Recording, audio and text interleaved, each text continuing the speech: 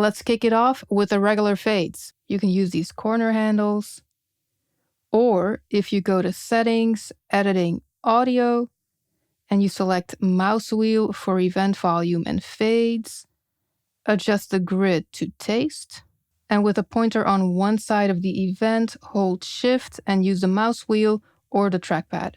Another way is to use the range selection tool and press A. And if you want to do the fade in and fade out in one go, you can select the part between the fades and then press A. If you want to edit the fade, double-click on the top triangle here, which gets you the editor. And here you can choose any shape you want. You can adjust it. By default, the lines are all straight, but you can have bendy lines and less bendy lines that only bend at the ends. And then you might want to save it as a preset or make it the default for fades. And if you're looking for the key command to apply a default fade, it's called Apply Standard Fade In and Fade Out. And then you can add a key. Next, crossfades. If you have overlapping audio, you can press X. You can also use the range tool and press X. And if there's a big gap between events, but there's audio to crossfade it, then you can use this one, Close Gaps. So my key command for this is Control X.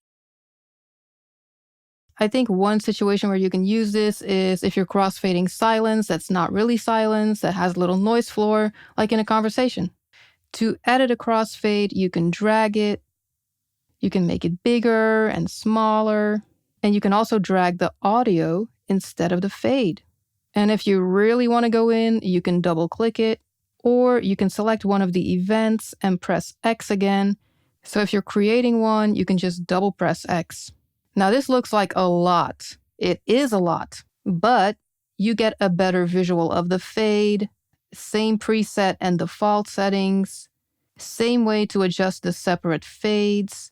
If you don't want to be dragging anything, you can nudge. And the way you nudge is controlled over here, the grid size, and whether you nudge the audio or the crossfade. If you are nudging the audio, you have even more options. Chain until end is this. When you nudge all of the following events, move 2. Until gap is this. Move, boom. Gap is closed, move, boom. Gap is closed, and so on. And you can have an asymmetrical crossfade like this. Completely independent of each other. Then equal gain and equal power. For quick edits within the same material, you can use equal gain. This kind of crossfade turns one level down the exact same amount as it turns the other one up. If you're crossfading different sounds, maybe go for equal power, which takes into account the perceived loudness, so the fade feels more even. But you can also just listen. If it sounds off, try the other one. And then you have some options for zooming, for previewing the fades, and for going to the next ones and the previous ones. If you want to remove a crossfade and you don't want to go like this, then select it, go to Audio, Fades, Remove Fades. Next, auto fades. Autobots, roll out! If you automatically want to apply fades whenever you make a cut, you can set up auto fades, either for the entire project. If you go to Project, Auto Fade Settings, so you can select which ones you want, and you can set up the regular fades and the crossfades.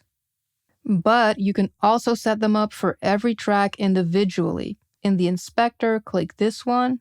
You get the same settings. If you have project settings, you can override those by unchecking this. By the way, you can't see auto fades, but they're there, which brings me to the bonus tips. Because for regular fades and crossfades, you can adjust the way you see them. In your settings in Event Display Audio, you can choose to only see fades on mouse over, like this. And you can also adjust the brightness. Let's decrease it, apply, even more. but I like them super bright.